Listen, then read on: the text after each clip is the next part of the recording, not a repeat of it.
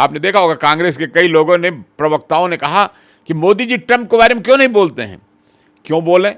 क्या चाहते हो तुम कि भारत की अभी जो दुश्मनी पाकिस्तान से है उसमें अमेरिका से भी दुश्मनी कर लें?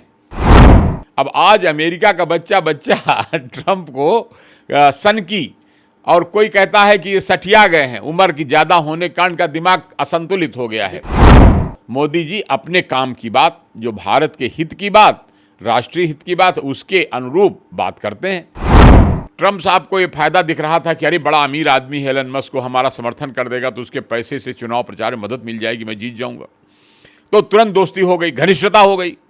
और जैसे ही ये बात खत्म हुई कि एलन मस्क का कोई काम है कि वो जो सब्सिडी मिलती है, जो उनको बिजनेस के आर्डर मिलते हैं अमेरिकन सरकार से, तो वो कैंसिल ना हो जाएं, जैसे ही ट्रंप का काम निकल गया तो ट्रंप साहब बदल गए। अब उन्होंने कहा नहीं नहीं नहीं नहीं, भारत में टेस्ला की कोई कंपनी नहीं खुलेगी, वहाँ निर्माण नहीं करो। यानी कि आप उसको ऑर्डर करने लगे कि तुम अपना व्यापारिक काम भी हमसे पूछे करो। भारत और पाकिस्तान के बीच जब सीज फायर हो जाता है तो अमेरिका के राष्ट्रपति डोनाल्ड ट्रंप पूरे विश्व भर में यही गाना गाते हैं, भैया मैंने भारत और पाकिस्तान के बीच सीज फायर कराया है। दसियों बार ऐसे मंचों पर ट्रंप ने कहा है, जिसके बाद भारत के हर एक देशवासी ने प्रधानमंत्री नरेंद्र मोदी से यही सवाल पूछा है कि भैया प्रधानमंत्री नरेंद्र मोदी ने क्या ट्रंप के दबाव में सीज फायर किया है। आज वही डोनाल्ड ट्रंप अमेरिका में ऐसा उलझ गए हैं कि पूछे मत। एलन मस्क जो ट्रंप के सबसे अच्छे दोस्त माने जाते हैं, चुनाव समय में सबसे ज्यादा उनका सहयोग किया था, अब दोनों दूसरे से अलग हो गए, दोस्ती में इनकी दरार आ गई है। इसी मुद्दे पर बातचीत करने के हमारे साथ डॉक्टर सूर्य कुमार जी हैं, रिटायर्ड डीजी, इनसे बातचीत करेंगे। सूर्य जी, जिस तरीके से ट्रंप और मस्क की दोस्ती में दरार आ गई है, क्या कहेंगे, कितना नुकसान होगा ट्रंप साहब को अब आगे? हिंदी भाषा में एक शब्द होता है मनबढ़।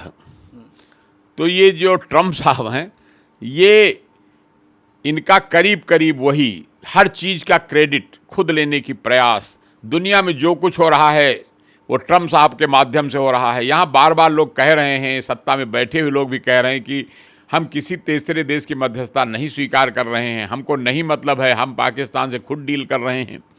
लेकिन वो है कि वो दुनिया भर में जो कुछ हो रहा है, यूक्रेन और रूस का युद्ध बंद करा देंगे, इजराइल का हमास का युद्ध बंद करा देंगे, फिर नहीं हुआ तो उसका क्रेडिट लेने की कोशिश, पाकिस्तान भारत का युद्ध हमने बंद करा दिया, कभी कुछ कहते हैं, कभी कुछ कहते हैं, कभी कहते हैं न्यूक्लियर होने जा रहा था इसलिए बंद करा दिया, कभी कहते हैं ट्रेड की धमकी दे दी इसलिए बंद हो गया। भाई, जब हर देश अपना हित अनहित स्वयं तय करता है, मोदी जी, कई लोगों ने कहा उन्होंने जवाब क्यों नहीं दिया, तो कोई ज़रूरी थोड़ी है, देश के हित में अगर जवाब देना उचित है। इस समय भारत की पाकिस्तान से पहले ही अनबन चल रही, युद्ध हो चुका है, हम क्यों एक नया मोर्चा खोलें? कोई पागल टाइप बयानबाजी करने लगे तो हम क्यों अभी इस समय, क्या भारत को अमेरिका से दुश्मनी बढ़ाना ठीक है? नहीं है। तो नहीं है अगर, तो हम क्यों जवाब देने जाएं ट्रंप की बात का? ये है डिप्लोमेटिक दूरदर्शिता।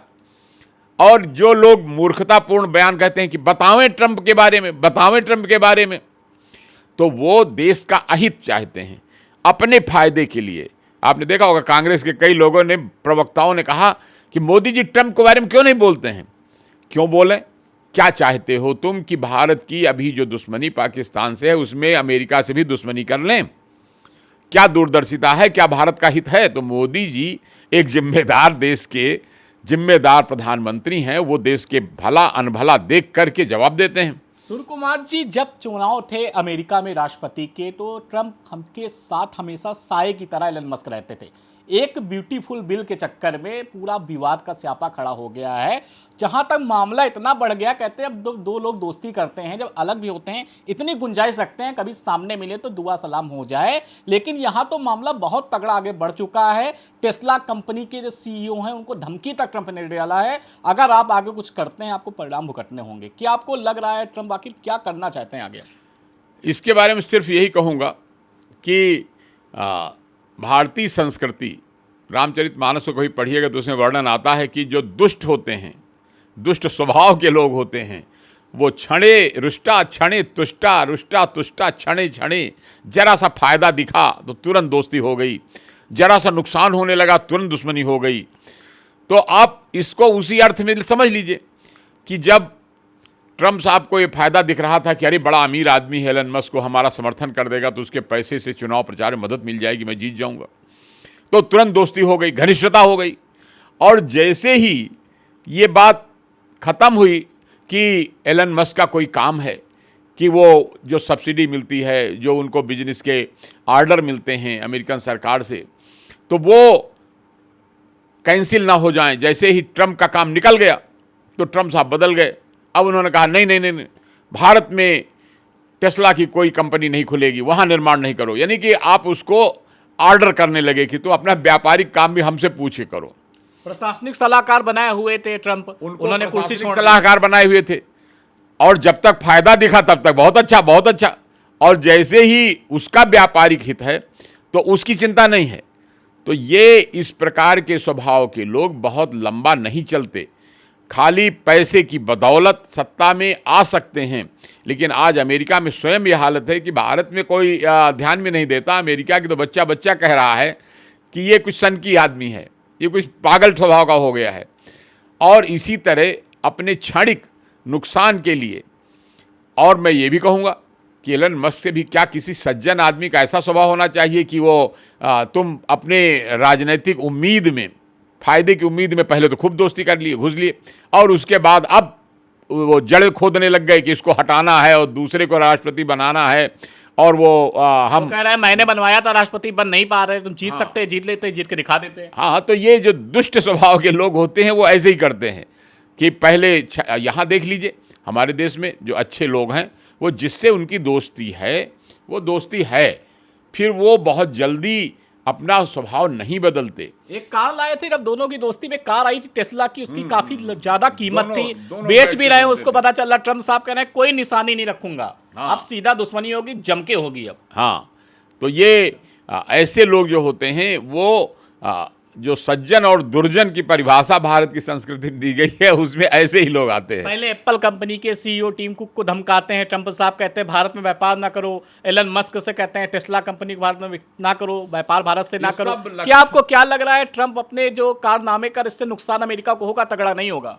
बिल्कुल, जिस प्रकार से टैरिफ वार में उन्होंने रोज ऐसे बयानबाजी किया जैसे कोई बच्चा भी नहीं करता कि आज 125% कर दूंगा चाइना पे, फिर उसका अगले दिन 145% कर दूंगा, फिर उसका अच्छा कोई बात नहीं वापस कर लेता हूं। मतलब कोई गंभीरता, कोई संजीदगी जो पद के अनुरूप होनी चाहिए। अब आज अमेरिका का बच्चा बच्चा ट्रंप को सनकी, और कोई कहता है कि ये सठिया गए हैं, उम्र की ज्यादा होने के कारण का दिमाग असंतुलित हो गया है। विपक्ष कह रहा है मोदी जी के दोस्त समझाना चाहिए, भैया दोस्त लड़ाई ना करो। मोदी जी को काहे नहीं कूद रहे हैं, मोदी जी क्रेडिट ले जाके भैया ट्रम्प और मस्क का हमने समझौता करवा रहे हैं। बहुत अच्छा हुआ, मोदी जी बुद्धिमान व्यक्ति हैं, दूरदर्शी हैं, वो जानते हैं कि इनके बातों में बीच में पड़ना ठीक नहीं है, दोनों अस्थिर दिमाग के लोग हैं। तो मोदी जी अपने काम की बात, जो भारत के हित की बात, राष्ट्रीय हित की बात, उसके अनुरूप बात करते हैं। यही उनसे उम्मीद है और वही वो कर रहे हैं। तो आपने सुना सूर्य कुमार जी ने किस तरीके से बताया कि मोदी बुद्धिमान है जो उनके बीच में नहीं जा रहे हैं। फिलहाल एलन मस्क और डोनाल्ड ट्रंप के विवाद को लेकर आप क्या सोचते हैं, कमेंट बॉक्स में जरूर बताएं।